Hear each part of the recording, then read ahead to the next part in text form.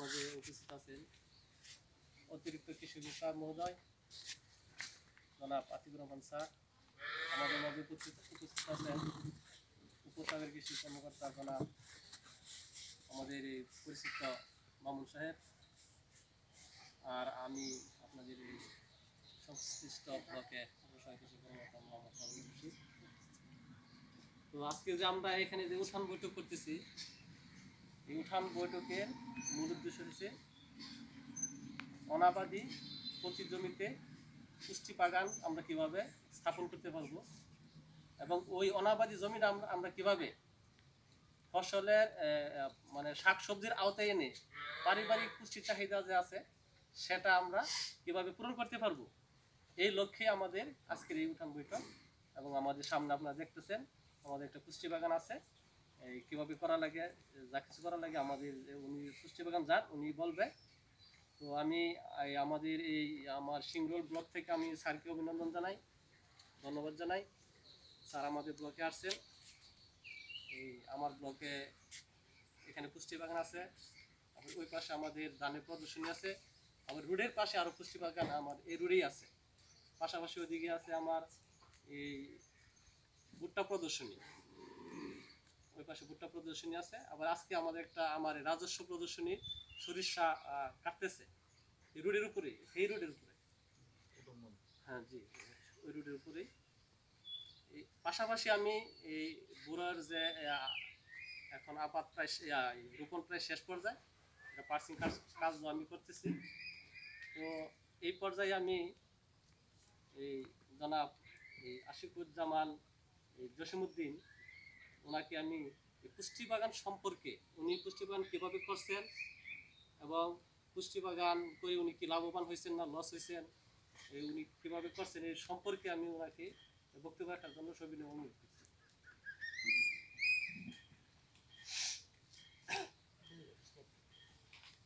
বিসমিল্লাহির রহমানির রহিম। আজকে এই পারিবারিক পুষ্টি বাগানের আলোচনা সম্মানিত আমরা পরিচয় করতে হবে না, আপনি আপনার মতো করে আতিকুল ইসলাম সাহেব উপস্থিত, কথা বলেন। আল মামুন সাহেব উপস্থিত, আমাদের উপকর্মকর্তা আমার কৃষক কিষানী ভাই, আমরা মূলত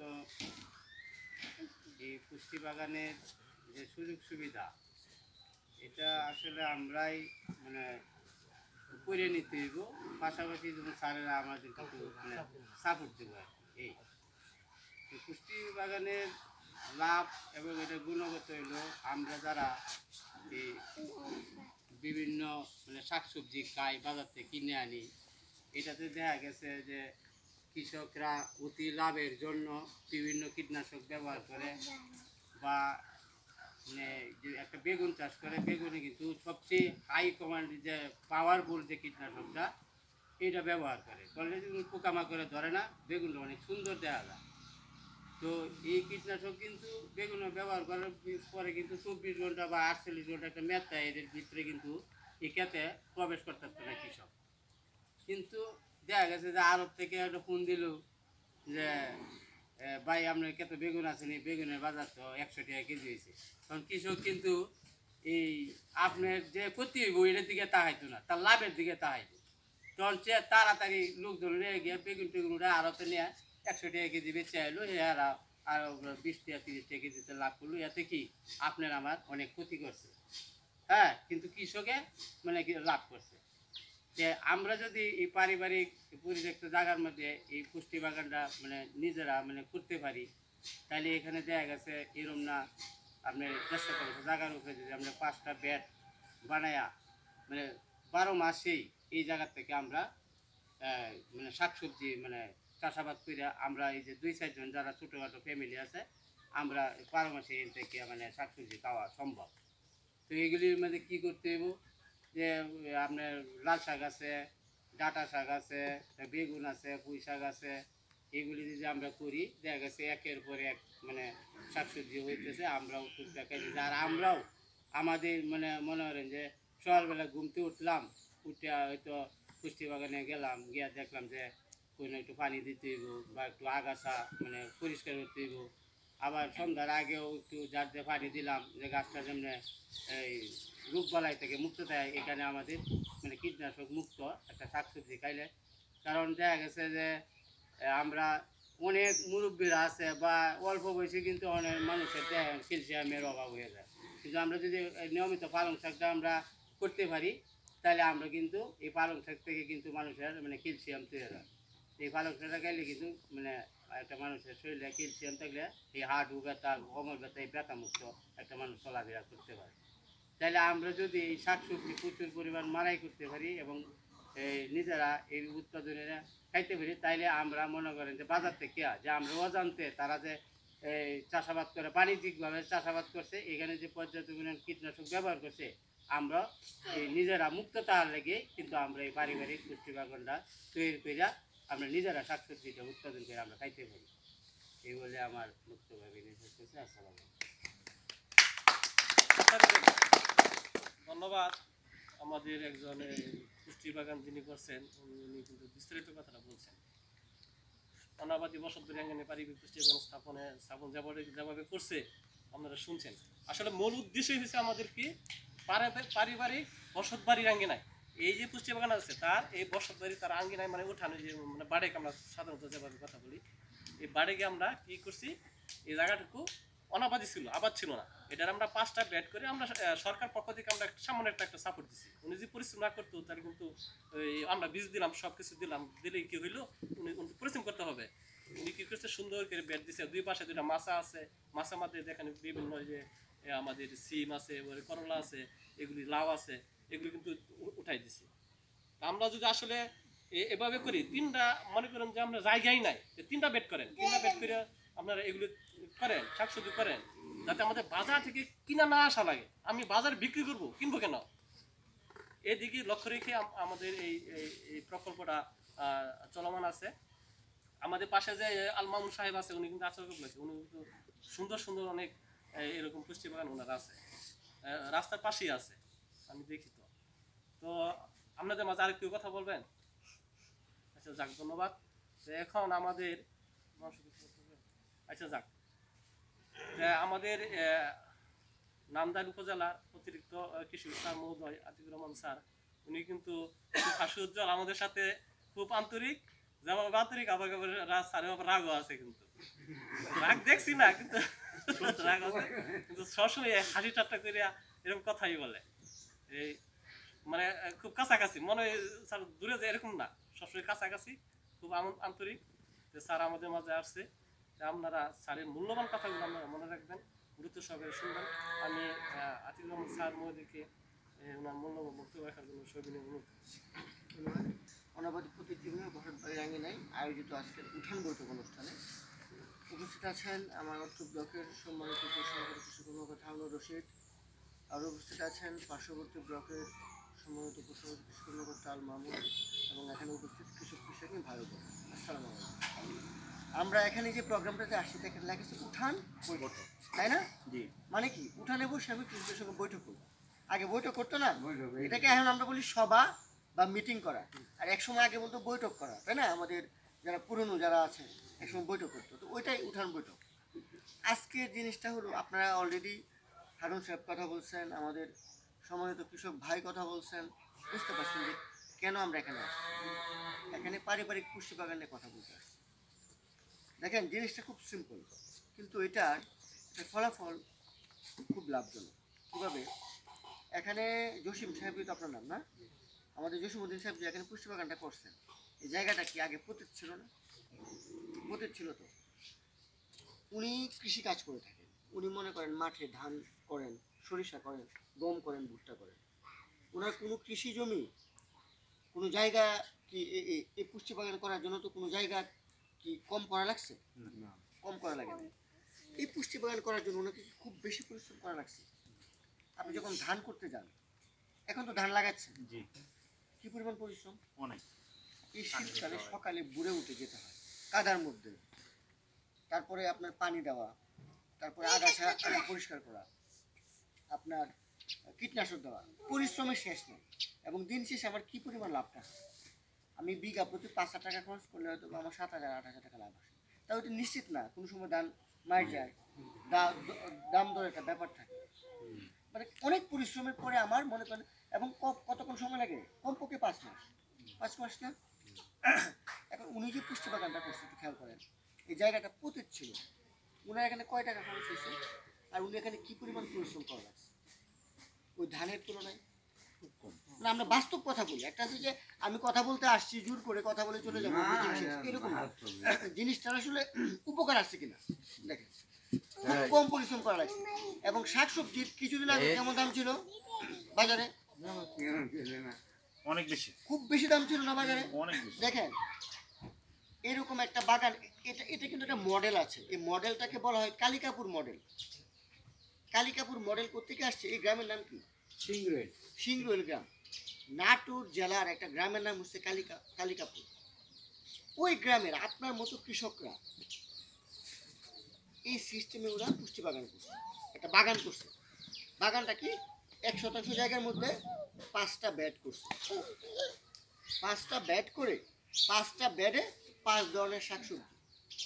মনে করেন কোনটাতে লাল শাক, কোনটাতে ঢেঁড়স, কোনটাতে টমেটো, আরেকটাতে মনে করেন মূলা, আরেকটাতে কাঁচামরিচ, এরকম মানে যেটা আমাদের দৈনন্দিন জীবনে লাগে। 5 ধরনের, অল্প 1% জায়গা, 5টা বেড করে 5 ধরনের সবজি। তারপর দেখেন 2 পাশে 2টা মাচা দিয়ে আছে। এটা কিন্তু একটা আদর্শ পুষ্টি বাগান।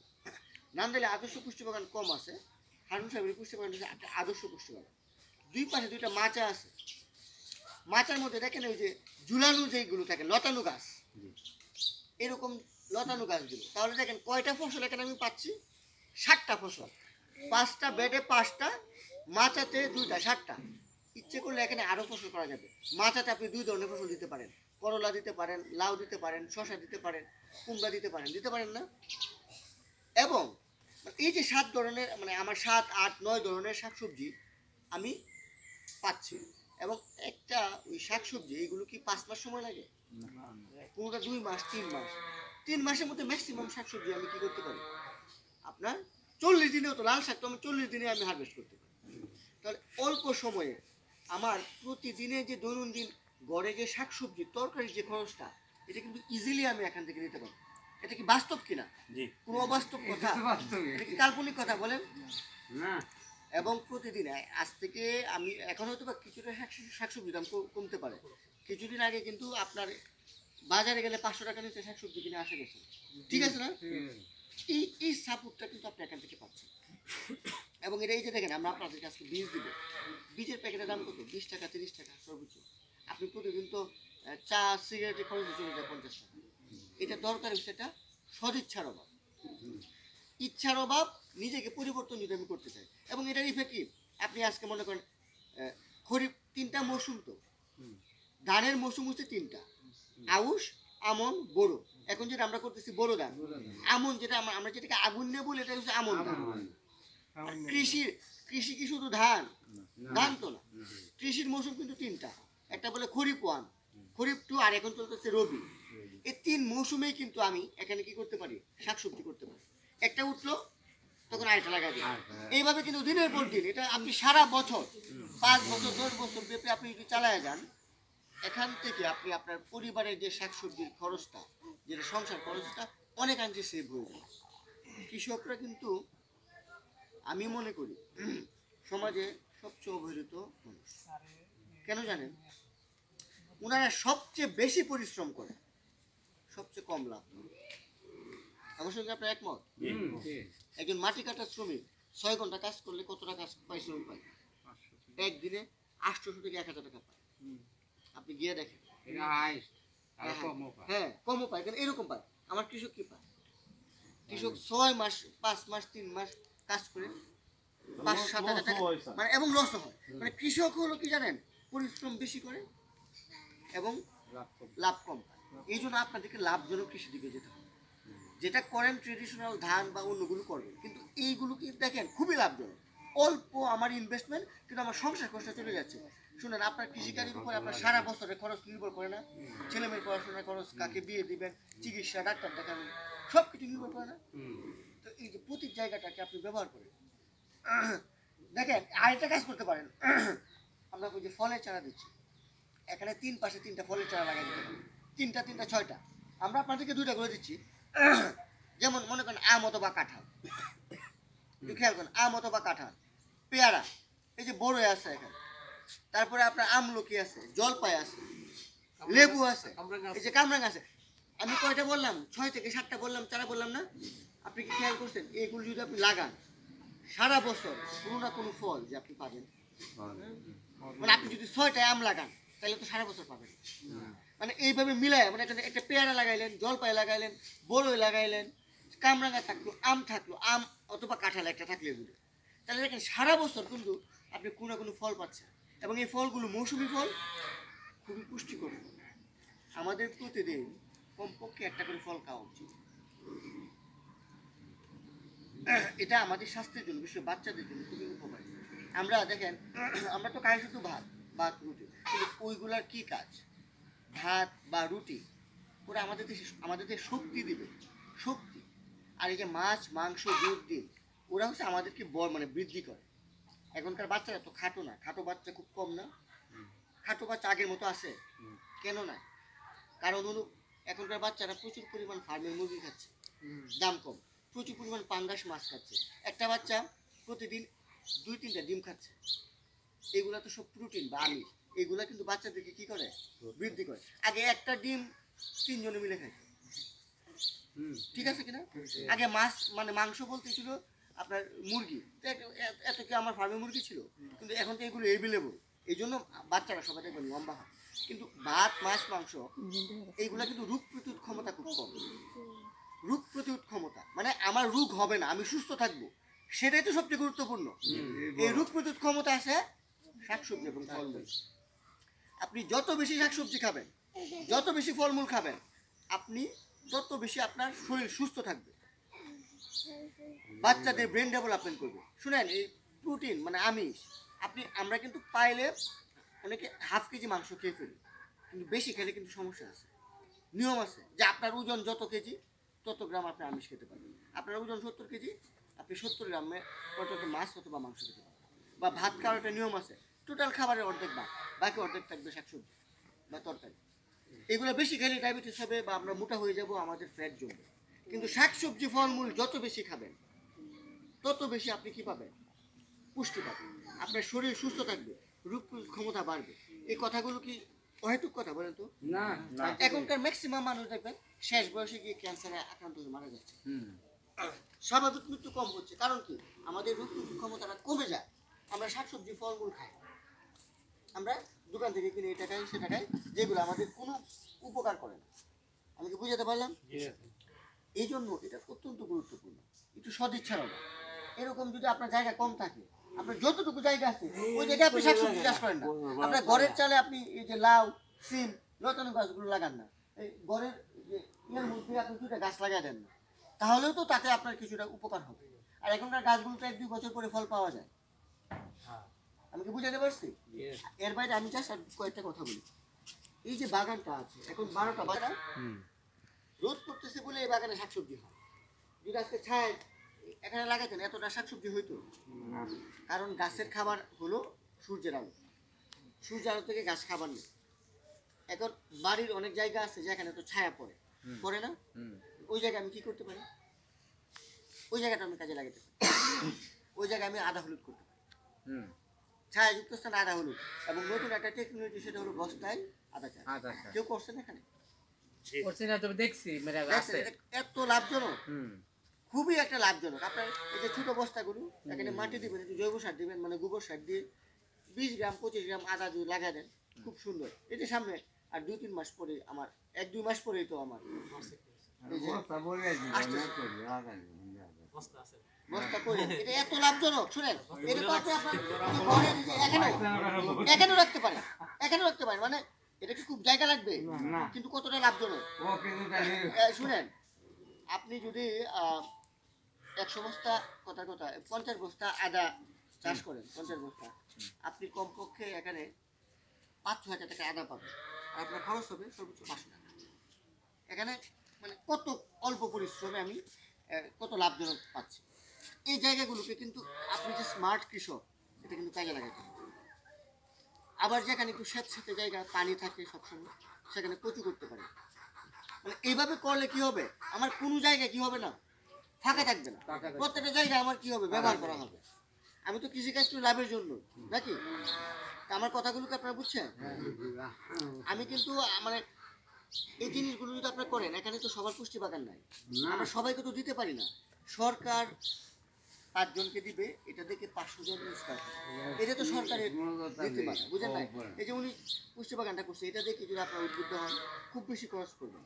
এটা তৈরি করতে হয়তো 1-2 হাজার টাকা খরচ করবে, কিন্তু সারা বছর আপনি এখান থেকে লাভ পাবেন। একটা তুললেন আরেকটা লাগালেন, একটা তুললেন আরেকটা লাগালেন। আরেকটা কথা বলি, আমরা একটা ভুল করি, 5টাতে আমরা একই ধরনের শাকসবজি করি, এটা করবেন না।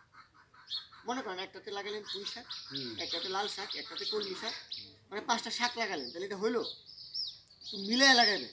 মনে করেন 2টা, একটাতে লাল শাক অথবা এই যে কলমি শাক লাগালেন, একটাতে আপনি ঢেঁড়স বা বেগুন বা টমেটো লাগালেন, যেগুলো ফল জাতীয়, খেয়াল করেন। একটাতে ডাঁটা লাগাইলেন, আরেকটাতে গাজর বা মূলা লাগাইলেন, তাইলে কি হবে, আপনি সকল ধরনের শাকও পাচ্ছেন, সবজিও পাচ্ছেন। বুঝতে পারছি আমি, এইভাবে একটু স্মার্ট হবেন। তো যাই হোক, আপনার মনোযোগ সহকারে যে এতক্ষণ কথা শুনলেন, সেটার জন্য আপনাদেরকে ধন্যবাদ।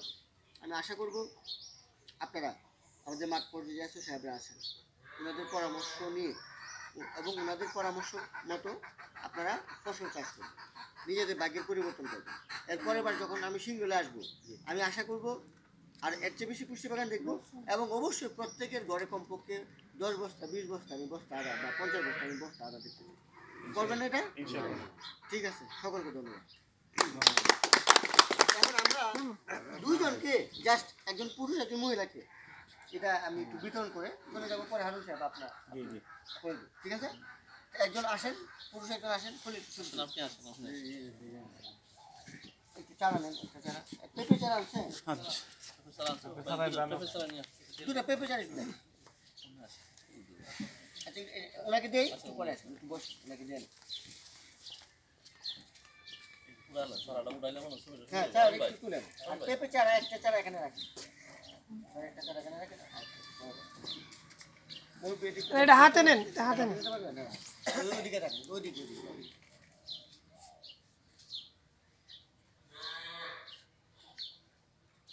ঠিক আছে, একজন মহিলা আছে, ওকে, নিয়ে যান।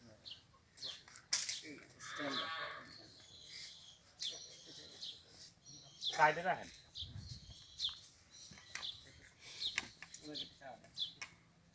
পেঁপের চারা পেঁপে তার আছে না? এখানে আমরা 4 ধরনের বীজ দিচ্ছি, বুঝছেন? এই বীজগুলো লাগাবেন। ধরেন এখানে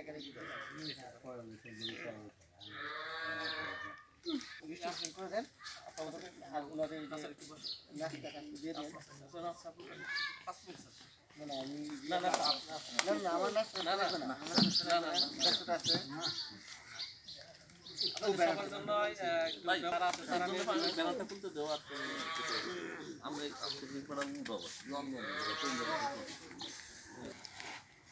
ওকে, আমরা এখানে শেষ করলাম। কৃষি অফিসার আসছিল, কৃষি স্যার ময়মনসিংহ থেকে আসছিল, সবাইকে 2টা করে আমের চারা দিছে আর পেঁপে চারা দিছে, আরও বীজ দিছে, অনেক রকম বীজ, মিষ্টি কুমড়া, এইগুলা অনেক অনেক জাতের বীজ দেওয়া হয়েছে। কৃষকরা এগিয়ে লাগাইবে, আর ধান চাষ কীভাবে রোপণ করতে হয় এইগুলাও বলা হয়েছে বিস্তারিত সব কিছু। ওকে, তো আপনারা ভিডিওটা শেয়ার করবেন, আমরা এখানেই রাখবো। আসসালামু আলাইকুম। ওই যে আমের চারা আরও আছে, দেখেন এই যে আমের চারাগুলো এখানে রাখছে, এগুলো রোপণ করো।